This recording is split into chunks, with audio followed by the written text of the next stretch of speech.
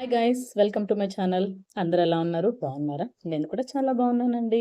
So ఈరోజు మీకోసం tomato పులిహోర ఎలా చేయాలో చూపించబోతున్నాను. ఇంట్లో వెజిటబుల్స్ ఏమీ లేనప్పుడు లేదా నోటికి రుచిగా తినాలి అనుకున్నప్పుడు ఈ విధంగా టమోటాతో పులిహోర చూసి పెట్టండి. చాలా చాలా బాగుంటుంది. అందుకోసం ఫస్ట్ మనం ఒక ఎర్రగడ్డ సన్న సన్న ముక్కలుగా కట్ చేసుకోవాలి. అలాగే టమోటాలు ఒక 8 టమోటాలను చిన్న ముక్కలుగా కట్ చేసుకోండి. దాంతోపాటు కరివేపాకు, కొత్తిమీర కూడా తీసి ఒక ప్లేట్లో పెట్టుకోండి. ఇప్పుడు బాగా మందంగా ఉన్న ఇటువంటి ఒక దబర తీసుకొని అందులో ఒక 3 స్పూన్స్ ఆయిల్ వేసి ఆయిల్ వేడి చేయండి. మనం ఇది కావాలంటే కుక్కర్లో కూడా చేసుకోవచ్చు.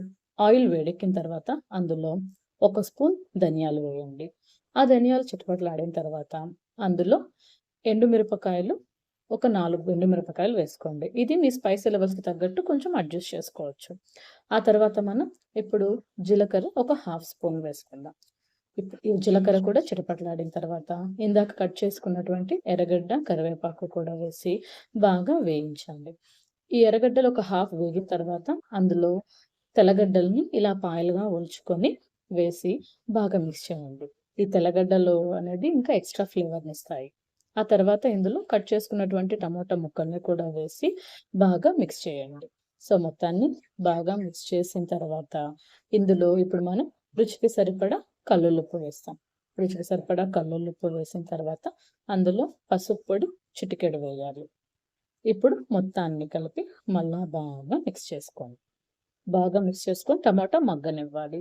చూసారు కదా, టమాటా మగ్గిపోయింది. ఇలా టమాటా మగ్గిన తర్వాత ఇందులో ఒక గ్లాస్ వాటర్ పోసుకొని మొత్తాన్ని మళ్ళా ఇంకొకసారి మిక్స్ చేసి ఇందులో నిమ్మకాయ సైజ్ అంత చింతపండు తీసుకొని అందులో వేసి కాసేపు ఉడకనివ్వండి.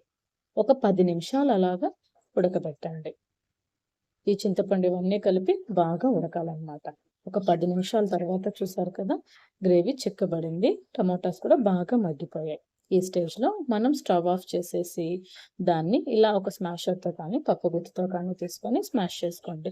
మరీ అంత స్మూత్ పేస్ట్‌గా అవసరం లేదు. కొంచెం లైట్‌గా టమాటాస్ అవి ఉండేటట్టుగా ఉంటే బావుంటుందన్నమాట.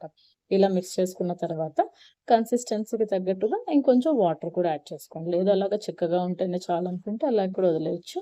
నేనిక్కడ ఒక హాఫ్ గ్లాస్ వాటర్ ఎక్స్‌ట్రాగా పోసాను.